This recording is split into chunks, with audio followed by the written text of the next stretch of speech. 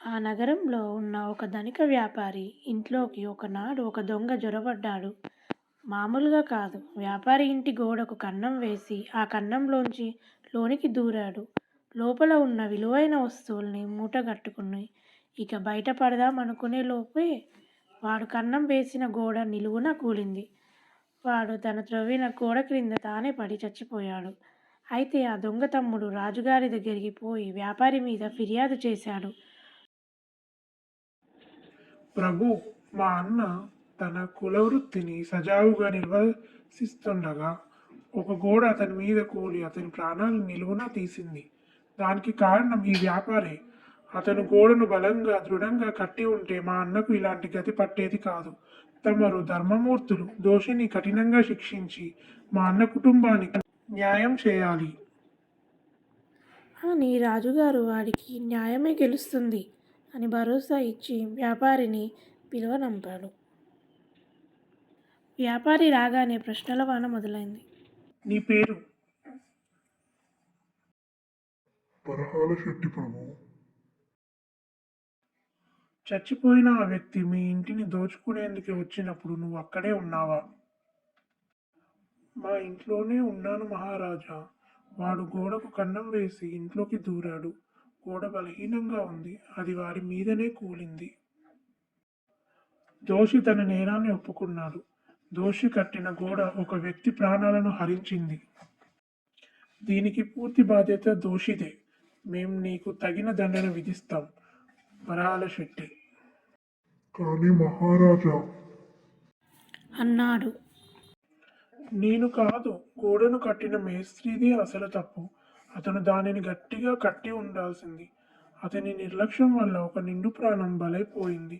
మీరు అతన్ని శిక్షించాలి మహారాజా. అన్నాడు శెట్టి. గోడను కట్టిన మేస్త్రి ఎవరు? అడిగారు రాజుగారు. ప్రభు, ఆ ఇంటిని మా నాన్నగారి హయాంలో కట్టారు.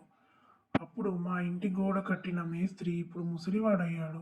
నాకు బాగా తెలుసు. అతను ఇక్కడికి దగ్గరలోనే ఉంటాడు. అన్నాడు వరహాల శెట్టి ఊపిరి పీల్చుకుంటూ. మేస్త్రిని పిలుచుకురమ్మని సేవకులను పంపారు రాజుగారు. వరహాల శెట్టిని క్షమించి వదిలేస్తూ కొద్దిసేపటికి మేస్త్రి వచ్చి నిలబడ్డాడు. ఏమయ్యా? పరహాల శెట్టి తండ్రి బ్రతుకున్న కాలంలో వాళ్ళ ఇంటి గోడను కట్టావట నువ్వు, నిజమేనా? అవును ప్రభు. ఇట్లాంటి గోడనా కట్టేది? అది ఒక పేద దొంగ మీద కూలి వాడి ప్రాణాల్ని హరించింది. నువ్వు ఈ హత్య చేసిన రుజువైంది కనుక మేము నీకు మరణదండన విధించాలి ఇప్పుడు. రాజుగారు తొందరపడి తనకు మరణదండన విధించేలోగా మేస్త్రి తెలివి మేల్కొన్నది. అతను గట్టిగా వాదించాడు. ప్రభు, నన్ను శిక్షించే ముందు నా మొరను ఒకసారి ఆలకించండి. నేను ఈ గోడను కట్టిన మాట వాస్తవం. అది బాగా కట్టలేదన్నది వాస్తవమే. అయితే అది అలా ఎందుకు తయారైందో కూడా చూడాలి తమ్ముడు. ఆ సమయంలో నా మనసులో లేదు. నాకు ఇంకా గుర్తున్నది. మనసులో లేదు, నాకు ఇంకా గుర్తున్నది. నేను గోడను కడుతూ ఉన్న సమయంలో ఒక నర్తకి తన కాలి అందల్ని, చేతి గాజుల్ని గలగలలాడించుకుంటూ అటూ ఇటూ తిరుగుతూనే ఉన్నది రోజంతా. దాంతో నా మనసు వశం తప్పింది. నా చూపు ఇక నేను కడుతున్న గోడ మీద నిలవలేదు. మీరు ఆ నర్తకిని కఠినంగా శిక్షించాలి. ఆమె ఇల్లు తెలుసు నాకు. అన్నాడు మేస్త్రి. నాకు తెలుసు. కథ లోతు పెరుగుతున్నది. దీన్ని పూర్తిగా పరిశోధించకుండా వదిలేదే లేదు. ఆ నర్తకిని ఇటు పిలుచుకొని రండి, ఆమె ఎక్కడున్నా సరే. అన్నారు రాజుగారు. ఇప్పుడు ఆ నర్తకి ముసలిదైంది. ఆమె వణుక్కుంటూ వచ్చి నిలబడ్డది. పాపం, ఈ మనిషి అక్కడ కూర్చొని గోడ కడుతున్నప్పుడు నువ్వు గాజులు అందెలు గలగలలాడించుకుంటూ వీధిలో అటూ ఇటూ తిరిగావా నువ్వు వయసులో ఉన్నప్పుడు ఒక రోజున? అడిగారు రాజుగారు. నిజమే మహారాజా, తిరిగాను, ఒప్పుకున్నదామె. అయితే నువ్వే దోషివన్నమాట. గాజులు అందెలు గలగలలాడించుకుంటూ నువ్వు వాడి ఏకాగ్రతను దెబ్బతీశావు. దాంతో వాడు కట్టే గోడ పాడైంది. అది ఒక పేదవాడి మీద కూలి వాడి ప్రాణం తీసింది. నీ మూలంగా ఒక అమాయకపు ప్రాణి బలైంది. నీకు శిక్ష తప్పదు.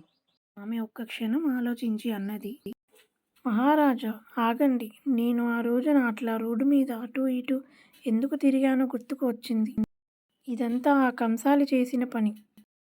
నేను అతనికి కొన్ని బంగారు నగలు చేయమని డబ్బులు ఇచ్చాను.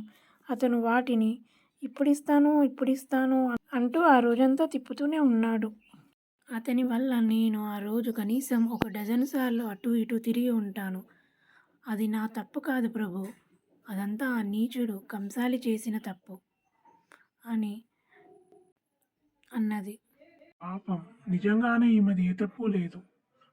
అనుకున్నాడు రాజుగారు అందిన సాక్ష్యాధారాలను పరిశీలిస్తూ. అసలు నేరస్తుడు ఇప్పుడు దొరికాడు. పోండి, పోయి ఆ కంసాలిని ఇటు ఈడ్చుకొని రండి అని సైనికులను ఆజ్ఞాపించాడు. సైనికులు పరుగున వెళ్ళేసరికి కంసాలి తన దుకాణంలో ఒక మూలన నక్కి కూర్చొని ఉన్నాడు. తన మీద వచ్చిన ఆరోపణలు వినగానే అతను కూడా తన కథ వినిపించాడు.